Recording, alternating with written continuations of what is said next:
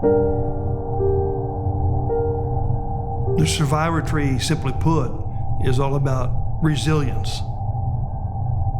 The spirit of the city is not going to be defeated. We will constantly move on and go on and continue to progress. A massive car bomb exploded outside of a large federal building in downtown. We were all talking about things that were wrong with the city. I wanted to see people come together over things that we had done right. Rushed in to get their children. Some couldn't find them. I haven't seen my daughter, have you? That tree is what made it through everything. And as the tree has grown, so has the city. A tree takes a long time to grow, and wounds take a long time to heal. But we must begin.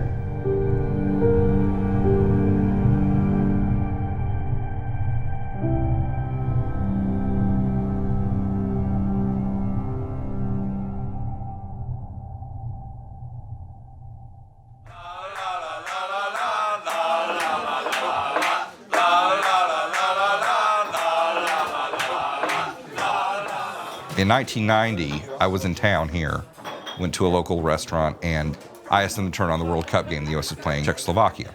I got all sorts of funny looks, I got shouted down. You could literally say, nobody watched soccer. The Grid is the supporters club for Oklahoma City Energy FC. We're passionate about it. We're there in the rain. We're there in the heat. We're there sometimes during practice. We're not just your regular fans. And we're not just louder. I think the biggest thing with soccer throughout the world, it's a pride thing, not only for the club, but for the city as well. You're not just going out and playing for your teammates and your coaches, but for the city. It's very local in feel, where you're basically protecting your territory community. There's no other sport where a fan can do what a soccer fan does. They all stand, they all sing, they all chant, they all make life hell for the opposition. And you're just not gonna get that at a Dodgers game. You're not gonna get that at a Thunder game. That's what makes soccer so great. It's that big connection between the fans and the team as well. You know, looking into the stands and seeing the flags waving or scarves being held up, saying, hey, we're here to support you. We're here for you through thick and thin. And those Tifos, that's what really signifies that. Tifo is an organized visual display. Sometimes it's cheering your team on, getting onto the opposing team, but other times it's something that community and the supporters really feel strongly about. In the United States, soccer hasn't been the top sport for decades and decades. Oklahoma City had never seen modern soccer supporters. We're not always popular within the stadium. We have a lot of rowdy people in the group. We probably originally looked like a bunch of drunk hooting and hollering, but it was a natural progression. We care about our community. We care so much about it. We want to try to bring everybody together. We're not just rowdy soccer fans, you know. We're not only here for the team, we're here for the community, and we want to show our city we're more thoughtful.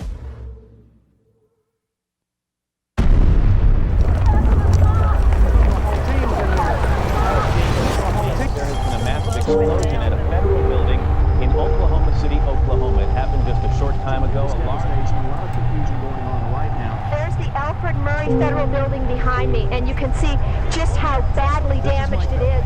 It's about half of the building that is literally hanging. Killing children, killing federal employees, military men, and civilians. It will be hours before we know the exact number of fatalities. But tonight, at least 17 children are dead. On April 19th, 1995, most people I know remember exactly where they were when the bomb went off in Oklahoma City. And 168 of our friends and neighbors died, and more than 800 people were injured, and our city was changed forever. I was in high school, I was a senior, and the toughest thing that I remember from that day was seeing the principal come run into the library and pull one of the kids out, because his mom worked there. Everybody knew somebody in some certain way, and it affected everybody. And I think that's why everybody could come together at that time. I mean, the day before the bombing, we were a different city, and I think we were divided a little bit. After the bombing, those divisions no longer existed. The people of Oklahoma City grabbed hands, pulled each other up from the ashes, and dared the world to pull us apart. After the bombing, there was an American elm that survived when everything else was shattered. And look what happened. It became the symbolism, the analogy, if you will, of survivability, rebirth, and the future. And as the tree has grown, so has the city.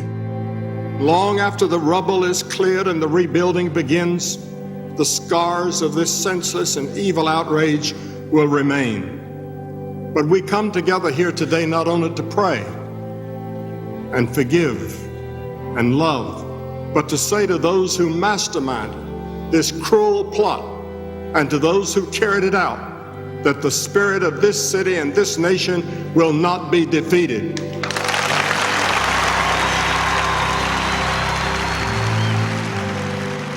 There's been more unity in Oklahoma City since the bombing than I guess any city out there. I don't think any city has come as far as fast as Oklahoma City has come. Now, the key question to me is, where do we go from here? Because, it's been 20 years plus since the bombing. Half the people that live in Oklahoma City today or more weren't here in 1995.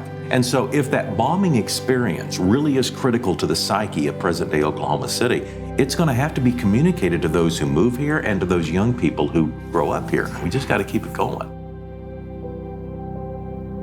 Okay, Monday, bring some stuff for flags. We're going to be working the flag project Monday morning. And one of the things I kind of impart on my students is that this is where you are, this is your city, this is your history, this is why we are where we are, and know this is what you should take to where you're going. Every year they design an Oklahoma City flag. One of my students, Shay Hale, came with the idea of a survivor tree with 2 bands of color. Everybody knows what the tree symbolizes and where it's from and what it's been through, what we've been through, so it brings the whole community together. I looked at that and I said, that's one of the better designs I've ever seen. And I asked her, hey, I have an idea. Could I use this next year on a bigger display for the supporters club, the soccer fans I'm with? It was a good idea, I think, for soccer because the Tifo is a symbol for soccer fans. It definitely brings people together. Turned out our home opener was the day before the 20th anniversary. I thought, that's perfect. That's what we need to have that day on our home opener in that new stadium on the 20th anniversary. And I thought if my students and the grid came together and could help impart a history lesson to the city at large, many of whom who lived through it. To me, that's really special. Doing the huge Tifo project was the first time I'd ever even heard the word Tifo. So when I hear Tifo, that's all I can think of is people doing something for something they love. Mr. Bratt brought it up in class a few times that he was going to have a big project for the local soccer team. He was super secretive about it, so that was kind of the draw of it. It's like, ooh, what are we doing? He said painting, and I was like, that sounds fun. So yeah. I was like, all right, and I came, so. It was so much more lifting than painting. I didn't do the lifting, I was just bossing you guys around. You were.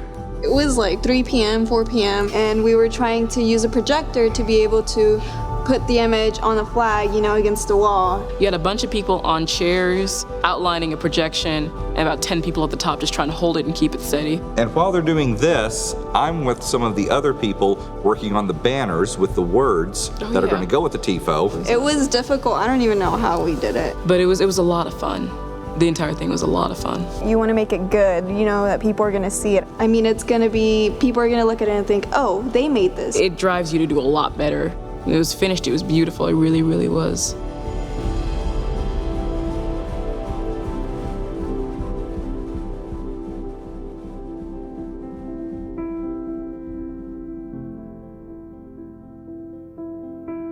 I was a nervous wreck the entire time for 2.5 solid months going into it. We dedicated days, hours of work to putting this together for what was, in essence, like 3-4 minutes.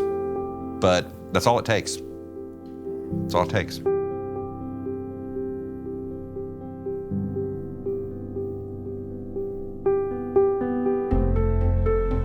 We were on the other side of the stadium, so we got to see it fully unveil and all the banners and the writing come up.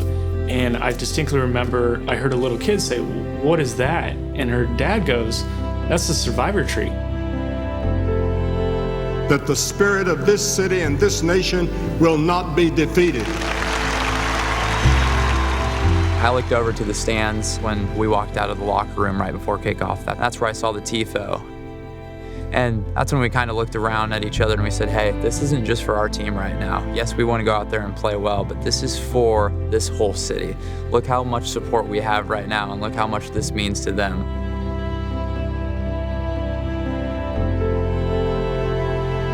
We all come from a bunch of different backgrounds, and to have something to visually tie us as a city together would really make real for a bunch of people that this city is a great, wonderful, powerful city, and we're proud of who we are. You realize how much you can affect your community. I can actually do stuff that affects other people, you know? Like, you realize that what you do matters. For us to realize that the students at Dove chose our survivor tree as their symbolism is beautiful.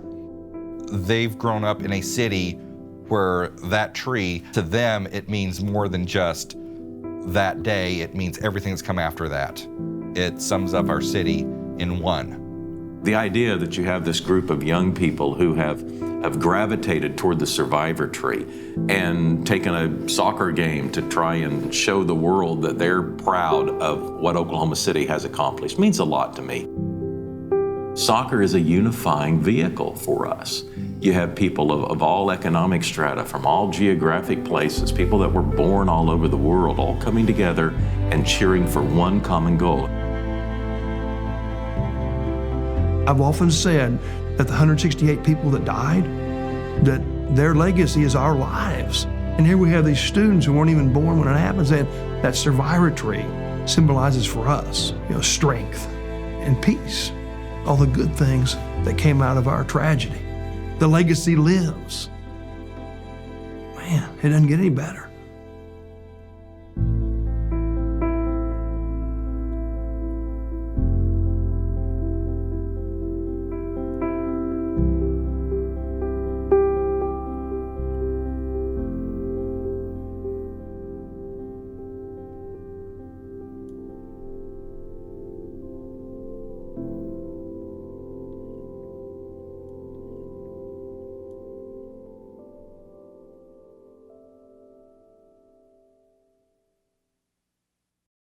We know where you're going. Also, we don't have to cry.